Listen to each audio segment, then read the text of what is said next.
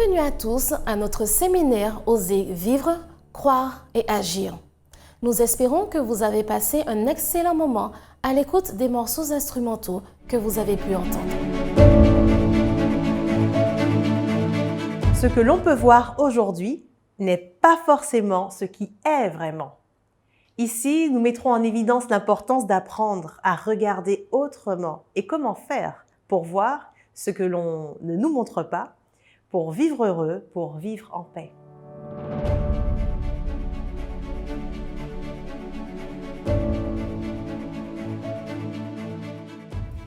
Quels sont les besoins de l'homme pour vivre heureux? Comment l'homme peut-il vivre en paix? Je posais la question à Michael, mon mari, pour connaître sa vision. Et selon lui, l'homme recherche les mêmes besoins: s'alimenter, aimer et être aimé. Pour s'alimenter, il a besoin de finances et dès qu'un de ses besoins n'est pas satisfait, il peut entrer dans un état urgent de recherche de satisfaction de son besoin. Et pour cela, il fera des actions.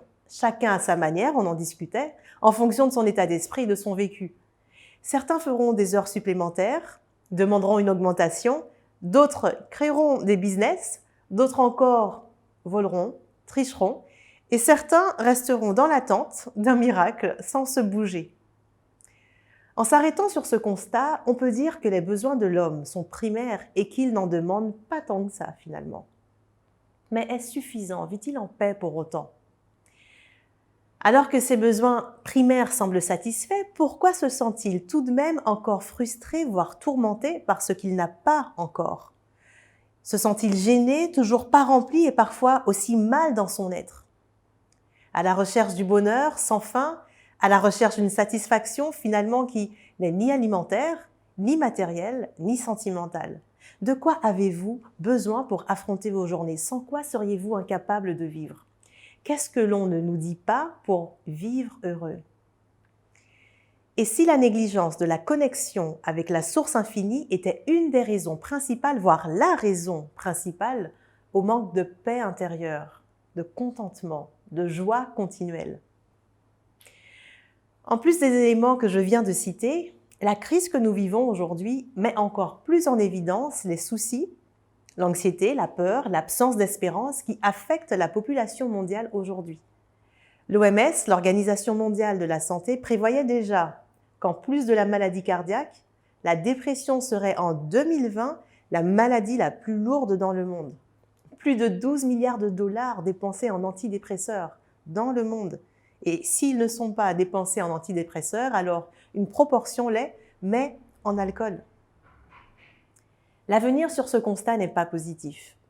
Détourner nos yeux de notre situation actuelle pour mettre notre focus vers ce qu'elle pourrait devenir devient plus qu'urgent. Les grandes vérités relatives à la providence divine et à la vie future sont souvent ignorées. D'ailleurs, comme la connaissance de la volonté de la source infinie et de notre mission individuelle, avec nos dons, dans nos domaines de compétences ou pas, le moment est venu de maintenir une connexion avec la source infinie, un mindset pour oser vivre, croire et agir en continu, un mindset et sa présence pour vivre heureux.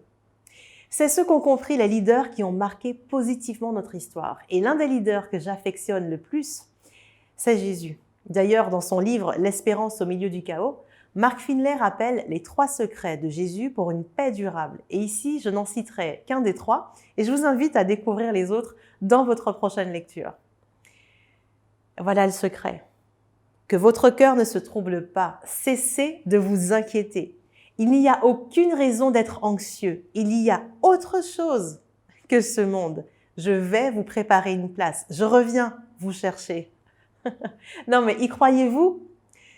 Cessez de vous inquiéter. Il y a autre chose que ce monde. C'est le fil conducteur de ce qui suivra. Imaginez qu'un des leaders que vous appréciez vous fasse cette promesse. Notre livre Business en couple a été remis en main propre au roi et à la reine de Belgique. Nous avions eu beaucoup d'émotions et surtout beaucoup de reconnaissance qu'il ait pu y être introduit. D'ailleurs, il a été introduit par une femme chef d'entreprise aussi, qui a elle aussi cette espérance. Je suis toujours émerveillée lorsque dans mes sphères business, je rencontre des personnes à succès. Et qu'en discutant avec elle, j'apprends qu'on partage les mêmes fondamentaux d'action. Être connecté à la source infinie, réaliser sa mission et garder en tête qu'il y a autre chose que ce monde. Dans cette situation chaotique de crise sanitaire, avec toutes ces incertitudes, si le roi et la reine vous disent « je vous prépare une place », y croirez-vous? Et comment vous prépariez-vous? Bref, ce n'est pas tant que je souhaite vraiment y aller, mais c'est pour vous dire à combien plus forte raison cette promesse de Jésus m'excite. Quelle perspective! Et puis, ce n'est plus une promesse, c'est un fait. Cessez de vous inquiéter, il n'y a aucune raison d'être anxieux. Il y a autre chose que ce monde. Je vais vous préparer une place. Comment cette invitation résonne en vous? Cela vous fait ni chaud ni froid? Vous êtes enthousiaste? Super enthousiaste? L'assurance de cet avenir meilleur stimule la connexion quotidienne, réchauffe nos cœurs engourdis, redonne un rythme à nos journées et une meilleure cadence à nos nuits. Non? Cette espérance augmente notre motivation pour affronter nos challenges personnels et professionnels du quotidien en allant, par la foi, de dépassement personnel en dépassement personnel. Pendant que je préparais ce texte, bien que j'ai grandi avec cette espérance, perdre de vue son chemin peut arriver en une fraction de seconde. Le fait de relire cela, à nouveau, m'a encore connectée, supra-excitée. Si vous avez une Bible, lisez Jean 14, versets 1 à 3. Si vous n'en avez pas, procurez-vous-en une. Ce ne sera pas une dépense inutile. Il dit qu'il y a plusieurs demeures dans la maison de son Père. Adieu les contrats de location par dépit, les taux immobiliers excessifs et même les montages immobiliers de type SCI. Non, blague à part. Bref, oui, j'y vais. Oui, je suis curieuse. Oui, j'y crois. Qu'est-ce que cela me coûte? Et surtout, qu'est-ce que ça m'apporte?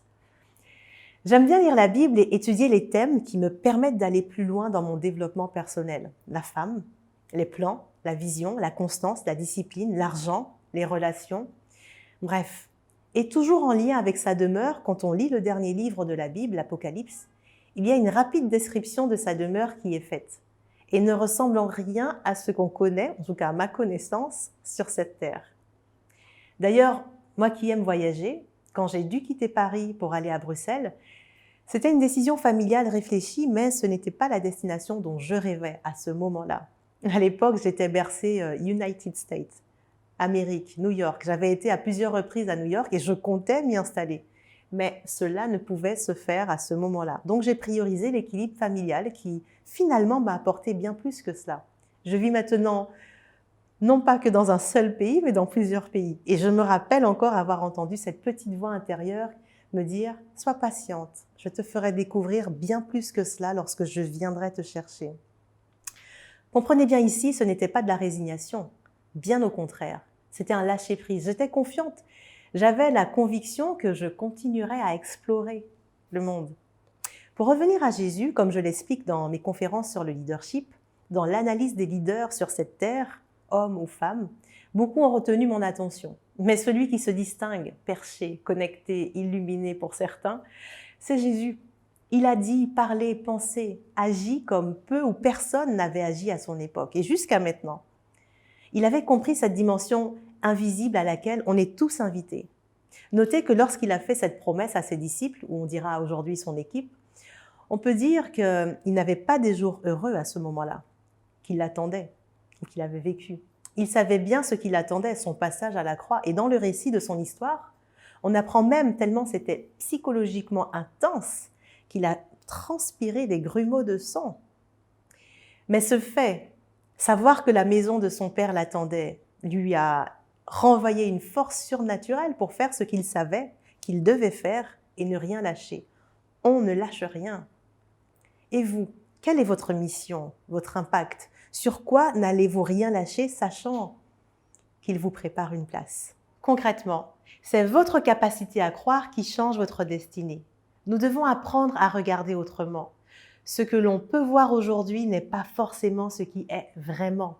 Voir ce que l'on ne nous montre pas pour oser vivre heureux, en paix. Quand nous entrons en présence de la source infinie, nous entrons dans une atmosphère de paix. Notre cerveau hyperactif trouve le repos. Nos émotions en plein manège qui veulent attaquer notre santé s'apaisent aussi. Cessez de vous inquiéter. Il n'y a aucune raison d'être anxieux. Il y a autre chose que ce monde. Je vais vous préparer une place. Il y a plusieurs demeures dans la maison de mon Père. Apprendre à regarder autrement. Et regardez quoi? Et si nous faisions une autre lecture du monde avec une autre perception? Cela ne se fait pas uniquement intellectuellement, c'est une invitation à vous exercer, à rester continuellement connecté à la source infinie pour comprendre, puis voir autrement une personne, un objet, une situation, percevoir ce monde autrement. L'amour de la source infinie pour vous, à force d'être connecté, vous transforme. Sa présence dans votre quotidien vous remplit, sa paix vous habite. Sa paix dans vos expériences au quotidien vous transporte si loin que vous passez sur une autre fréquence, la fréquence invisible mais bien réelle. Et touché par cette puissance divine plus haute que vous, alors vous comprenez l'urgence de vivre autrement. Les choses vraiment essentielles occupent votre esprit, la foi, l'espérance et l'amour. Vous voyez à partir de l'amour, humblement et avec reconnaissance. Devenant alors un servant leader, un humain en service et au service, qui vit alors heureux. Dans cette crise que nous traversons, cette paix qu'elle placera en nous et qui surpasse toute pensée, vous gardera votre cœur, vos émotions, votre intelligence. Ce n'est pas une théorie, c'est un retour d'expérience personnelle, mais aussi de milliers de personnes déjà.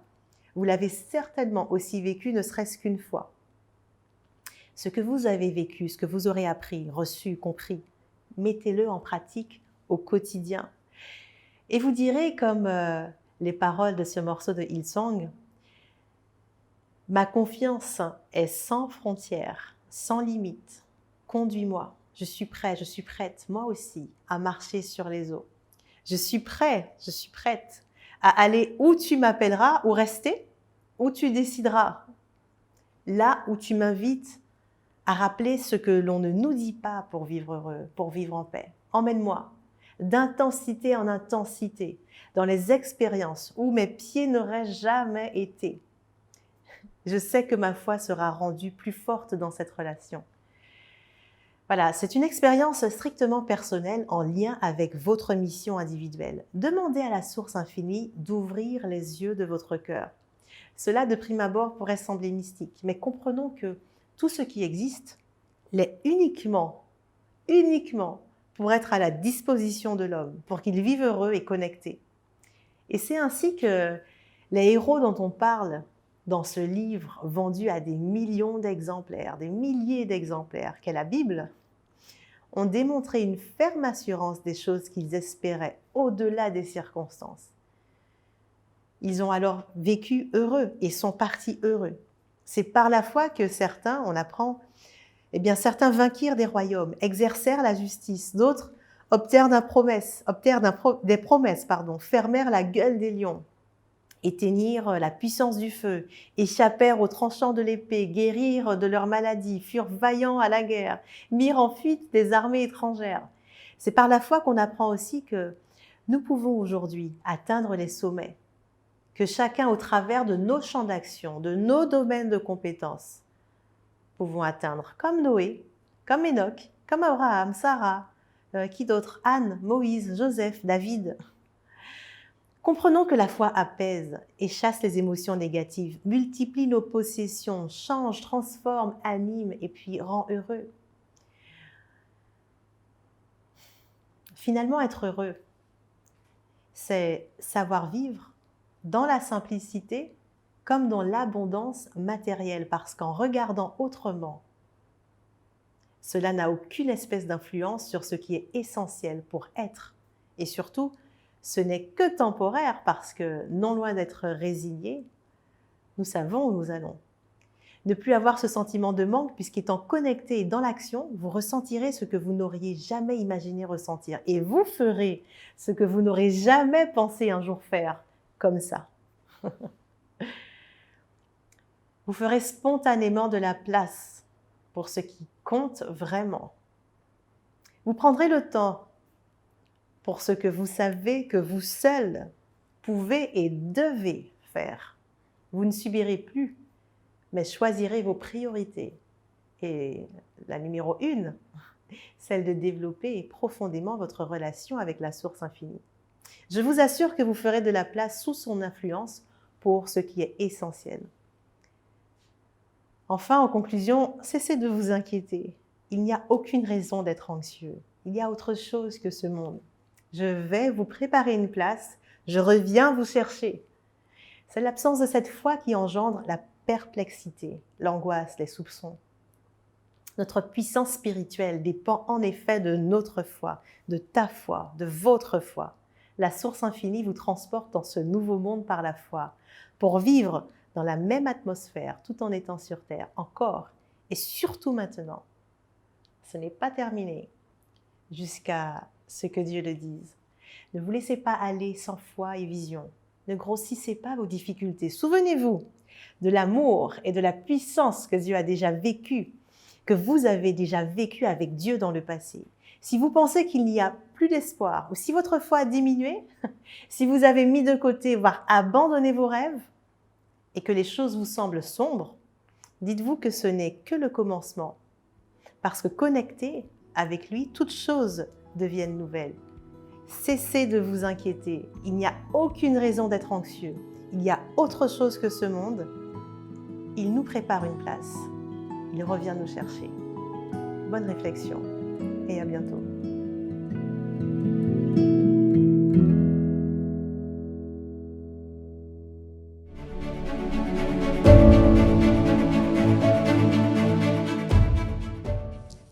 Une fois de plus, nous sommes heureux de nous retrouver. Depuis, ça fait exactement notre 3e soirée ensemble. Nous sommes bien contents de nous retrouver chaque soir avec vous.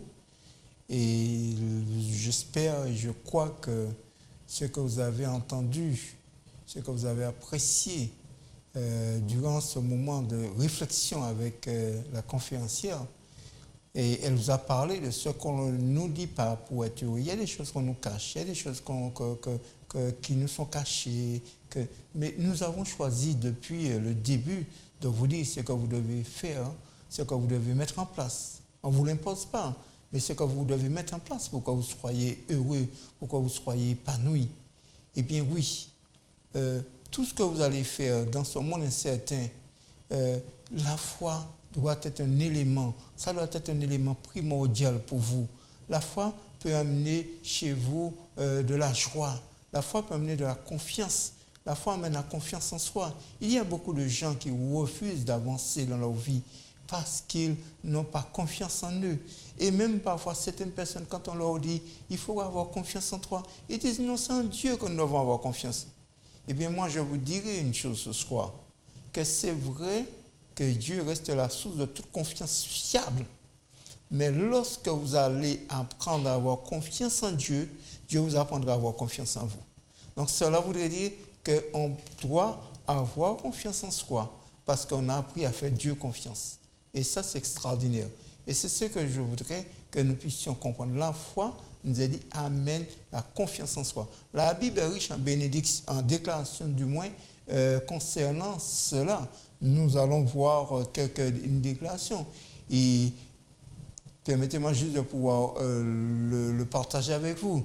Il est dit que quel est le prix que tu te donnes à tes yeux? Quel est le prix à tes propres yeux? C'est-à-dire, qu'est-ce que tu te donnes à tes propres yeux? Quand on te regarde, eh bien oui, la Bible dit dans Ésaïe au chapitre 43, le verset 4, Dieu déclare, tu as du prix à mes yeux.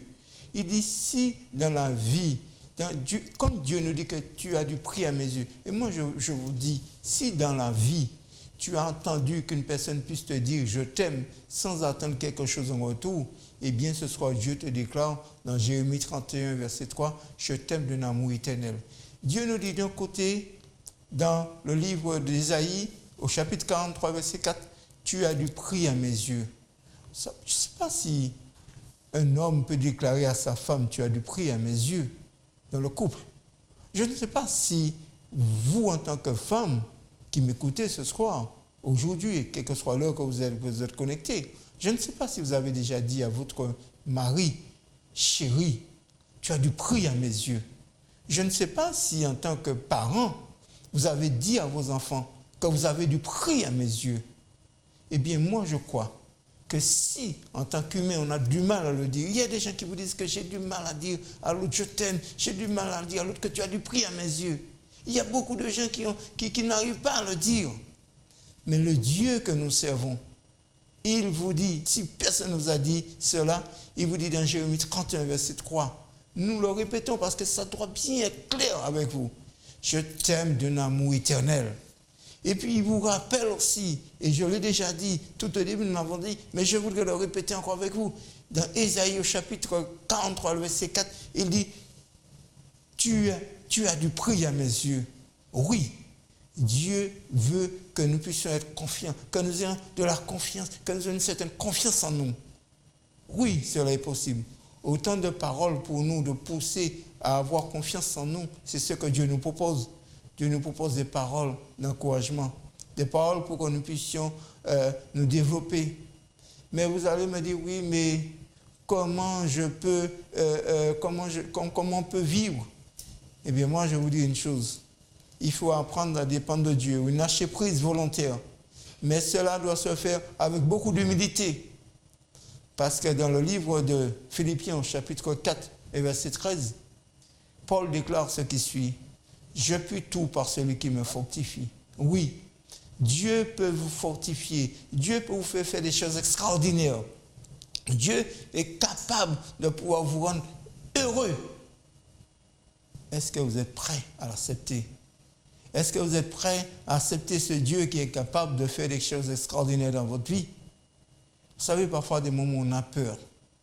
On a peur de faire les choses. On a peur parce que ce que l'on ne dit pas pour être heureux, oui, c'est ce que nous avons vu ce soir. Mais des moments où on a peur. Et quand on vous dit les choses, on a peur. Mais dans le livre de Marc, au chapitre 5, le verset 36, Dieu nous dit, n'aie pas peur. N'aie pas peur. Et celui qui nous dit, n'aie pas peur, c'est Dieu. C'est lui qui nous a dit au début, je t'aime d'un amour insondable, je t'aime. C'est lui qui nous a dit que tu as du prix à mes yeux. Et il nous dit maintenant, n'aie pas peur. Maintenant, qui nous devons avoir foi? Est-ce que nous devons avoir foi à un homme? À une église? La Bible répond dans le livre de Marc, au chapitre 1, le verset 22. Ayez foi en Dieu. Oui, ayez foi en Dieu. Et pourquoi cela vaut? Pourquoi il est urgent d'avoir foi en Dieu? Pourquoi aujourd'hui, au XXIe siècle, il est important d'avoir foi en Dieu? Oui, parce qu'il est déclaré dans le livre d'Habakkuk, au chapitre 2, verset 4, mais le juste vivra par sa foi. Nous ne pouvons vivre, nous ne pouvons être heureux, nous ne pouvons connaître la joie. On pourra nous dire tout, mais nous ne pouvons connaître une vraie vie si nous n'avons pas la foi. Ce soir, quel que soit le moment que tu nous écoutes, si tu manques de la foi, Dieu est prêt à t'accompagner. Dans Jérémie, au chapitre 29, le verset 11, il est dit, « Je connais les projets que j'ai formés sur vous, dit l'Éternel, projet de paix, non de malheur, afin de vous donner un avenir et de l'espérance. » Nous avons vu ce verset dans une autre soirée. Mais il est important de se répéter ce soir. Il est important de se répéter ces versets qui nous motivent, ces versets qui nous permettent de pouvoir ne pas baisser les bras. Oui, il est important de le faire. Ce soir, une fois de plus, je voudrais vous inviter à vous connecter. Je voudrais vous inviter à pouvoir vivre quelque chose avec Dieu. Comme je vous l'ai dit, chaque soir, nous faisons une image. Nous représentons une image. Nous faisons un petit moment où vous allez voir, où vous découvrez des choses, vous découvrez quelque chose qui va vous marquer. Mais ce soir, je voudrais vous inviter à savoir que pour tout projet, vous avez besoin de la lumière. Vous avez besoin de pouvoir être éclairé. Vous avez besoin de pouvoir être éclairé sur ce que vous voulez faire. Pour toute chose, pour être heureux, vous avez besoin de la lumière. Vous avez besoin de pouvoir savoir comment faire. Et vous avez besoin de la foi. La foi qui est le symbole de la lumière. Vous allez pouvoir trouver des versets dans la Bible qui vont vous parler de cette corrélation entre la foi et la lumière. Mais ce soir, vous ne pouvez pas avoir la foi si vous n'êtes pas connecté avec Dieu, si vous n'êtes pas en communication avec Dieu. Nous avons vu aussi dans l'une des réunions que nous avons eues durant ce séminaire que celui qui demande avec foi, Dieu lui donne. Nous avons vu que nous devons demander au nom de Jésus. Mais ce soir, vous devez connecter avec Dieu. La lumière que vous allez voir maintenant, c'est simplement pour vous dire que lorsqu'on ne vous dit pas des choses pour que vous soyez heureux, mais la foi peut apporter la lumière dans votre vie. La foi, c'est quelque chose d'extraordinaire. Je vous invite ce soir, une fois de plus, à ne pas baisser les bras. Je vous invite une fois de plus ce soir à vous tourner vers ce Dieu, celui qui est capable de pouvoir éclairer. Il faut être en connexion avec Dieu. Il faut aller à la source de la lumière pour que vous puissiez savoir comment être heureux. Puisque le thème de ce soir, c'est qu'on ne nous dit pas pour que nous soyons heureux. C'est vrai qu'il y a des choses qu'on pourrait nous cacher. Mais je voudrais vous dire ce soir que celui qui est Dieu ne vous cache rien pour être heureux. Et il vous accorde une fois de plus la foi, un élément motivant pour que vous puissiez vous épanouir.